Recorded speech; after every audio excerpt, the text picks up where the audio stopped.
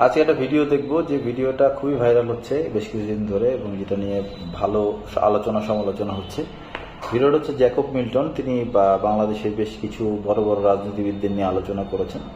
তো বেশি কথা পেঁচাবো না, চলেন ভিডিওটা দেখি। আমি এখন পর্যন্ত দেখিনি, আপনাদের সাথে প্রথম দেখতেছি। বিএনপির স্থায়ী কমিটির সদস্য জনাব মির্জা আব্বাস, আপনি যে বলছেন ওদের হাতের ওদের কলমের কোন সংস্কার আমরা সহজে মেনে নেব না, সংস্কার যদি করেন আমরা কারেকশন করব।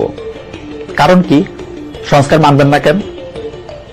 আপনারা যদি সংস্কার না মানবেন, আপনার একটা কথা মনে করাই দিই, আপনাদের আন্দোলনের মধ্যে কিন্তু শেখ হাসিনা রেজিমের পতন হয় নাই।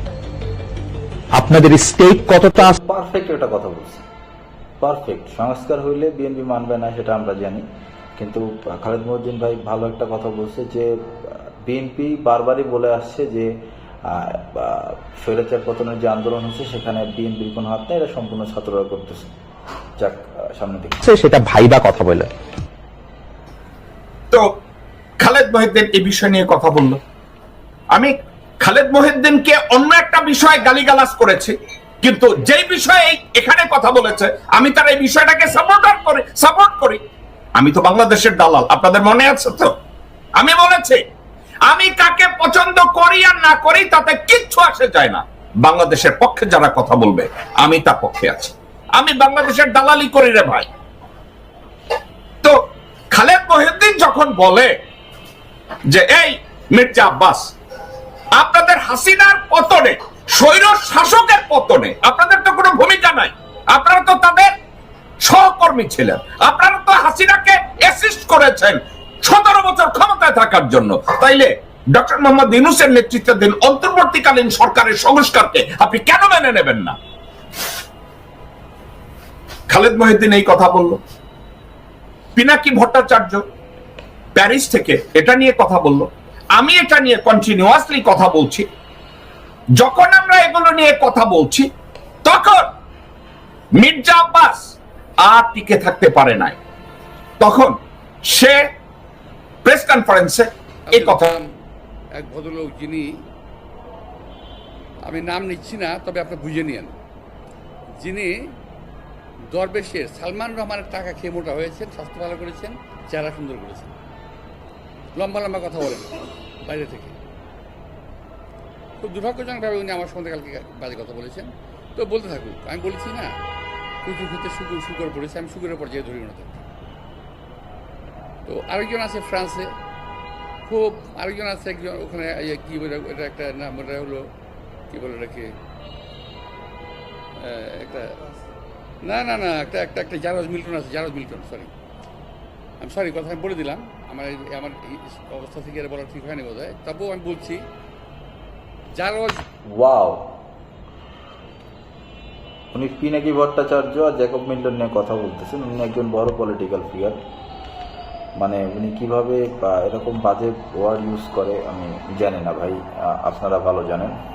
মিল্টন বকা দিয়েছে আমাকে, সেটাকে সমর্থন করেছে পিনাকি, অর্থাৎ যারা মিল্টন যে ভাষা আমাকে বকা দিয়েছে পিনাকি সমর্থন করেছে।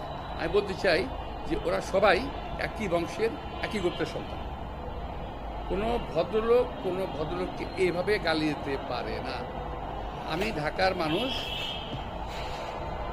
আমি ইচ্ছে করলে ওরা যে ভাষা গালি দেয় তার চেয়ে জঘন্য ভাষা গালি দিতে পারি, কিন্তু আমার বাপ মা, আমার পরিবার, এটা আমাকে ওরা যেটা বলছে এবং বলেছে এটা ওদের পরিবার থেকে শেখানো, ওরা ওই পরিবার থেকে করে আসছে, শুকুরের জাত।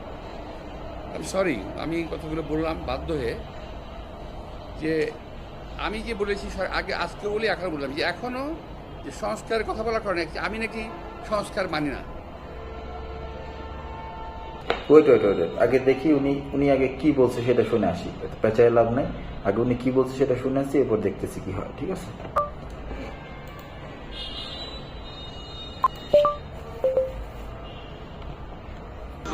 ওদের হাতের, ওদের কলমের কোন সংস্কার আমরা সহজে মেনে নেব না। আমরা সংস্কার যদি করেন আমরা কারেকশন করব। বিএনপি যে কারেকশন করবে, অন্যান্য রাজনৈতিক দলগুলোর সঙ্গে মিলেমিশে আমরা সেগুলোকে ঠিক করে জাতির সামনে উপস্থাপন করব। কিন্তু ওই সমস্ত তথাকথিত বুদ্ধিজীবী, আমদানিকৃত লোক যারা এই দেশের নাগরিক পর্যন্ত নয়, তাদেরকে দিয়ে আপনারা করবেন আমরা মেনে নেব, এটা কিন্তু ঠিক না। ওদের আমি বলছি ওই সংস্কার মানে না, এই সংস্কারটা দেশের মানুষের প্রয়োজন নেই, আমি সে কথা বলেছি।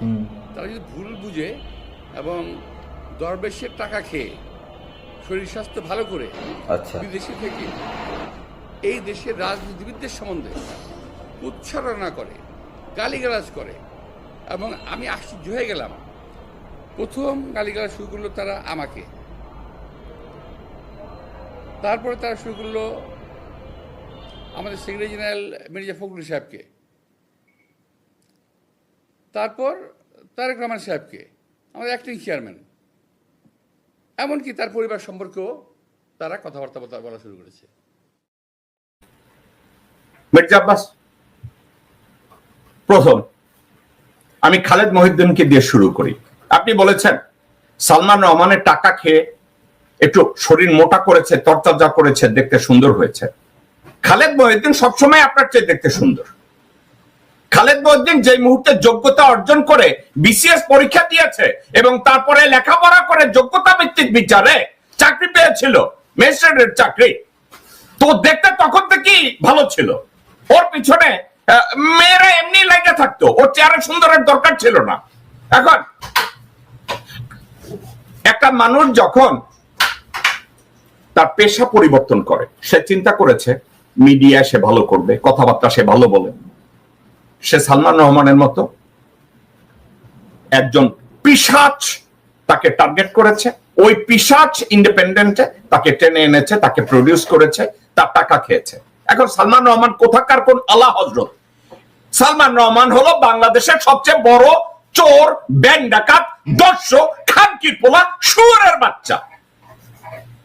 এখন খালেদ মহিউদ্দিন যদি এই খানকির পোলার কাছ থেকে পয়সা খেয়ে থাকে, ওই টাকা খাওয়া তো ভালো, ওটা তো হালাল। কারণ খালেদ মহিউদ্দিন তো কাজ করে পয়সা নিয়েছে, খালেদ মহিউদ্দিন কি বিনা কাজে পয়সা নিয়েছে? কিন্তু খালেদ মহিউদ্দিন কি তোমার মতো চাঁদাবাজি করে, জমি দখল করে, সায়দাবাদে সালাউদ্দিন এমপির সব গুন্ডা পান্ডাদের তারাইয়া ওই পরিবহন বাণিজ্যে প্রতিদিন 1 থেকে 1.5 কোটি টাকা কামাইয়া তো শরীর মোটা করে ডাইরেক্ট শুয়ারের বাচ্চা, এই হারামজাদার বাচ্চা? খালেদ মহিউদ্দিন কি তোর মতো গাবুড় হয়েছে? না না না না না না না, এগুলা কি, এগুলা কি? ওরে বাবা, ওরে বাবা, ওরে বাবা, ওরে বাবা, ওরে বাবা, ওরে বাবা, ওরে বাবা, এ কি অবস্থা বাবা রে বাবা? তোর মতো ইতর হয়েছে শুয়ারের বাচ্চা। দুই, যেখানে এক কাঠা জমির মূল্য 40 লাখ টাকা, খানকির পোলা তুই ওই 1 কাঠা 1 বিঘা ব্যক্তির 40 লাখে। শুয়ারের বাচ্চা, ওই নাকি তোর বাবার পুটকি মারার পয়সা। শুয়ারের বাচ্চা, শুয়ারের বাচ্চা, তুই মিটিং এ গালি দাস।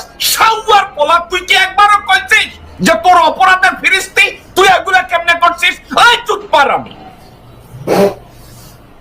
চুপ পারানি, তুই একবারও রেসপন্ড করিস নাই। তুই কত জমি, রেলের জমি বিক্রি করছিস, তুই একবারও বলিস নাই। পরিবহনে তুই,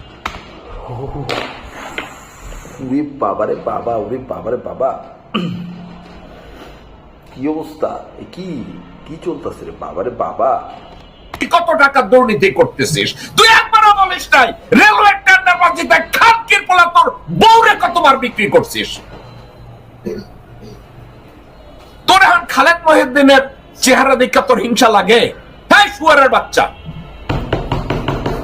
খালেদ মহিউদ্দিনরে বলবো বটলে ভরে তোর জন্য 1 বটল যেন পেশাব পাঠায় দেয়। শুয়ারের বাচ্চা, তুই খালেদ মহিউদ্দিনের মুখ খা।